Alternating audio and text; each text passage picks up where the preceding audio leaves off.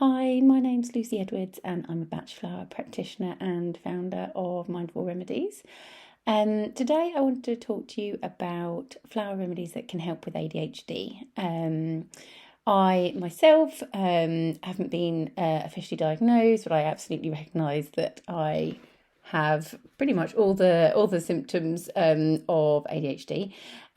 So I've really found flower remedies to be helpful for me, and as many people with ADHD know, you can then hyper focus on certain things. I hyper focused on flower remedies and became a practitioner and set up my own business. So I wanted to share with you some flower remedies that have helped me, and I also work with a lot of neurodiverse people, whether that be ADHD, autism, sensory processing difficulties. So I know this space really well, and I know some of the things that have helped other people as well as myself.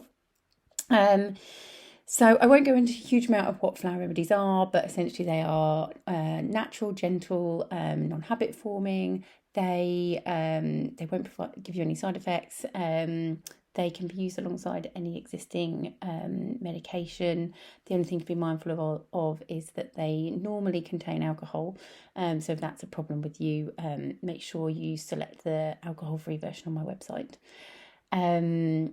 So in terms of flower remedies for ADHD, there are obviously, there's three different types of ADHD. So there's the hyperactive type, inattentive, and then the combined type. And I will talk through some different flower remedies that can help for all of those different characteristics. So I guess we'll just get started. So start with Vervain.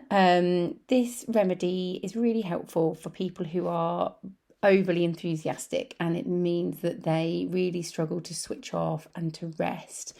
So it's that sort of, gung-ho, really got the bit in the teeth, and really struggle to then rest, and it can lead to stress and exhaustion. So it's about helping you to find a balance between that, and just to learn when you might need to kind of ease off the gas a little bit. So that's Vervain.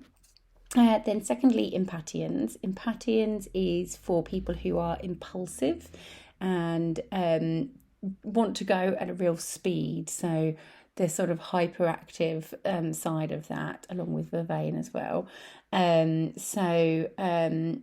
Really like everything needs to be at speed. They want to get everything done as quickly as possible, and helps you to kind of live a bit more in the moment, slow down, appreciate, and take your time over things rather than rushing through and not necessarily, gathering all the information that you need, or kind of just flying through things too quickly and not having full attention to detail. The third one is Clematis. Clematis is more for the inattentive type of ADHD. So it's this real dreaminess, head in the clouds, not quite present, not quite fully in the moment. So maybe struggling with schoolwork, kind of, eyes out the window rather than, eyes on the blackboard. And just helps you, to be grounded and focused. Then the next one is Scleranthus. Scleranthus sort of has a couple of different facets to it. So I like to call it the grasshopper flower remedy. So it's this sort of dithery, kind of one thing, the other thing remedy, going to and fro between decision making. So one part of it is you struggle to make decisions and you can't kind of order your thoughts and get clarity of mind between, do I want to do this or do I want to do that? And the other part of it is to do with kind of like changing emotions and changing moods. So kind of maybe, to and fro between anger and sadness and happiness, and just this sort of lack of balance and always being sort of one way or the other way.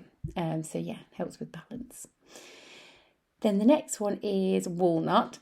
Again, like Scleranthus, it's got a few different facets to it. So it's really helpful to manage periods of change. So very helpful if you're going through a big kind of moment in life. So, for example, moving house, getting divorced, changing jobs, but also change in terms of transition. So, for example, some children with neurodiversity struggle with like the transition of going to school, so going from parents to school, and it can be supportive for that, just helping to bring stability and it's sort of letting go of the past, so letting go of the thing before so that you can move with ease into the next thing. And it's also really helpful if you are sensitive to outside influences, so sensitivity to noises and touch and different senses. That can be a real thing with ADHD and autism, so can just help kind of soften those areas too. And also another part is like rejection sensitivity. So rejection sensitivity is very common with people in ADHD, so being very sensitive to someone else saying something to you, and it just helps you to kind of stay true to you. So walnut is all about staying true to who you are and not letting any outside influences take hold of you, basically. Then the next one will be white chestnut. So white chestnut is for an overactive mind, where your mind is just constantly on, constantly repeating things over in your mind. It could be worry, it could just be rethinking things from what's happened in the day. It could be waking up in the night and struggling with insomnia. It is the classic insomnia remedy where it's like people can't switch off their brain and let themselves rest. Then we've got chestnut bud, and chestnut bud is for helping you to learn from your mistakes. So it's for people who don't get enough insight from what's happening in the day to then kind of change their course of direction. So this could be children at school who are struggling with learning, but it can also be someone who is constantly choosing the wrong type of man, and not kind of getting that, this isn't the right course I should be going down, I should change tactic a bit. And so it's just to help get insight and wisdom into your surroundings. So that's a little bit of a whistle-stop tour of some flower remedies of ADHD. I hope that's been helpful. If you have any questions at all, I'm always really happy to talk to people and provide some recommendations. So feel free to contact me via the website. I will link in the description my website, Mindful Remedies, and you can also create your own personalised blend there, choosing up to 7 remedies in a bottle, and there are 38 in total. So it's not necessarily that all of these ones will be suitable for you. It might be that a few of these you've resonated with, and then you've also maybe struggling with anxiety, so you might pick some from there.